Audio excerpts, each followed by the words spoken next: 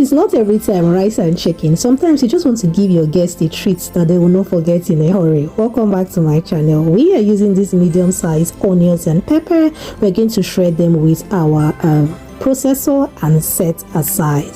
Now I am using 1 kg of flour for this recipe, so if you're thinking of serving your guests something this Christmas that is unique, this recipe is for you, so stick around. Even if you want to use this for business, you want to save this recipe for business, your customers will love it. Now we are using 5 major ingredients. I just added 1 kg of flour to a bowl. I am adding 100 grams of sugar, which is equivalent to half cup. I am using 3 tablespoons of instant yeast or active dry yeast, 2 tablespoons of your vanilla essence of flavor, 3 tablespoons of butter.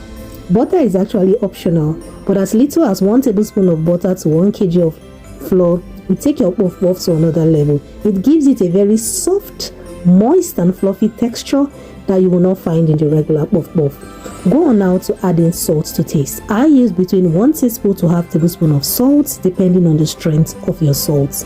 Add in your shredded onions and your shredded pepper. This pepper is hot, so at a point I had to say wait, I can't add off. I had to take it easy on the pepper.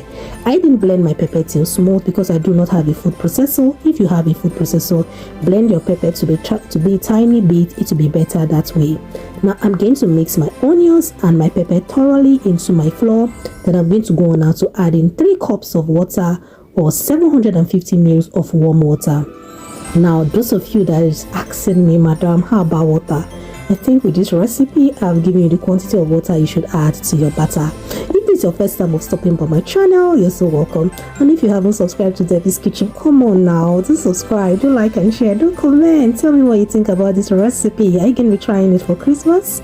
Cover and allow it to proof in a warm environment. Then after proofing, your batter should be like this. If you're using a very active yeast, your puff-puff should be looking like this. In fact, it was as though my bowl wasn't big enough. This bowl is bigger, it's around 3 liters, so it is big, but the yeast was also active. I loved the yeast. I had to go on to check the batter. I don't think it stayed up to 1 hour. It was close to an hour and the bowl was already looking big, like filled up. The batter big, it was looking really big. So you're going to go for that to mix your batter again using your wet fingers and scoop and get ready to fry in fairly hot oil. You fry consistently on medium heat.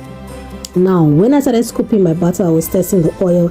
I added some scoops of butter into the oil. The oil wasn't so hot, and there is a lesson to be learned from here.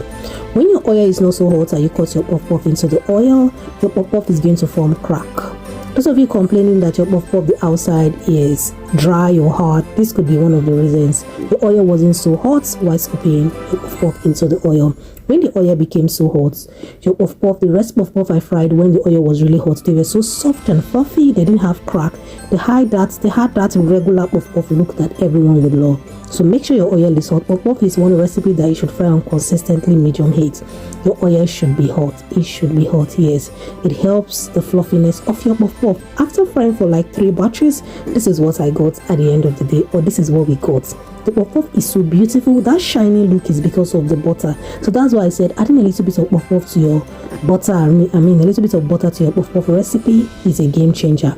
Instead of serving your guests the regular way, you can use your skewer to just arrange your puff-puff in this order. Place it on a platter, top it with any toppings of your choice. For me, I use soya spice because I felt if this is onions and pepper puff-puff, let me add more pepper by adding soya spice. If you're somebody that doesn't like pepper, you can top it off with icing sugar, or you can top it off with drips of chocolate, and you will love it. You will give your guests a memory that they will not forget in a hurry. Thank you so much for stopping by this channel. Do like, share and subscribe. Merry Christmas to you and God bless you.